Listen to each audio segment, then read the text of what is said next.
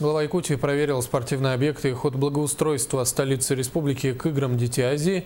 Одним из пунктов объезда стал спортивный комплекс «Стерх», где пройдут соревнования по баскетболу. В настоящее время полным ходом ведется ремонт, устанавливается новое напольное покрытие.